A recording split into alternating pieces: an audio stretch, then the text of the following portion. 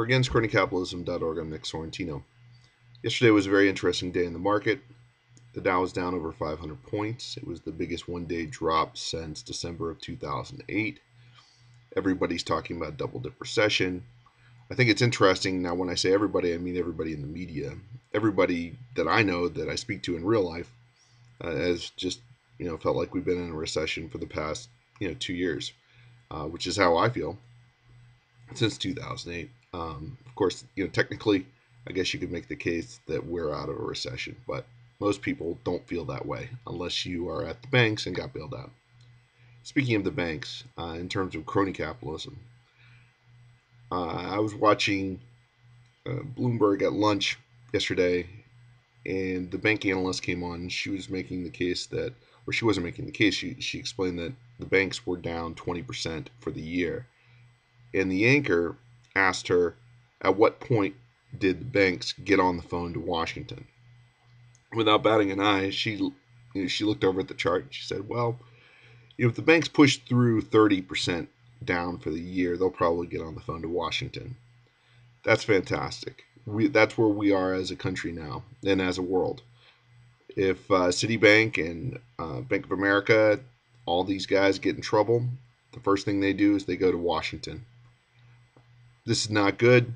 Instead of redoing their books, doing what a bank should do in a free market capitalist system, they go now to the central banks and to the government.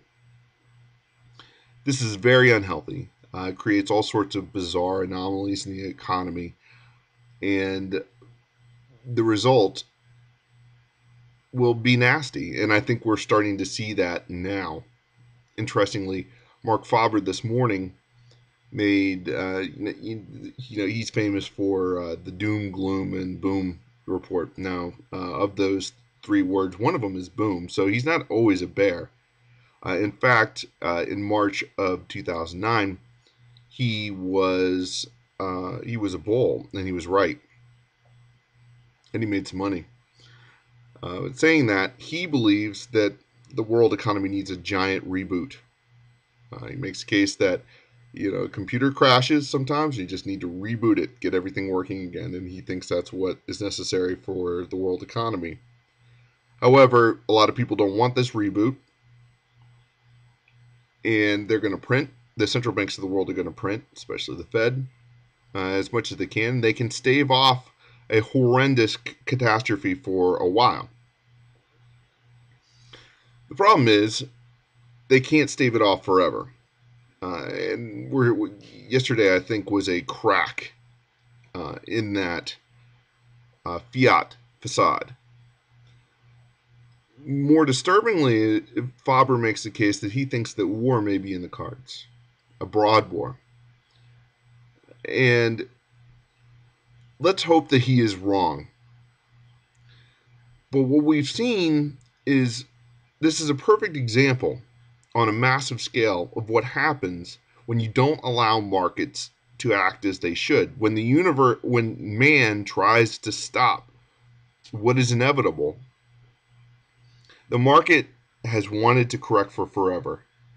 Humans, understandably, we don't want it to correct because it costs, or at least some of us don't, because it costs money, power. People with power lose power.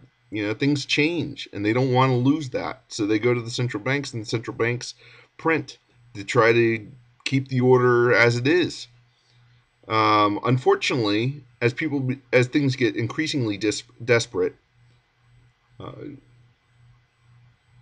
the battlefield shifts potentially from the markets into currencies, and perhaps to the battlefield, the real life battlefield.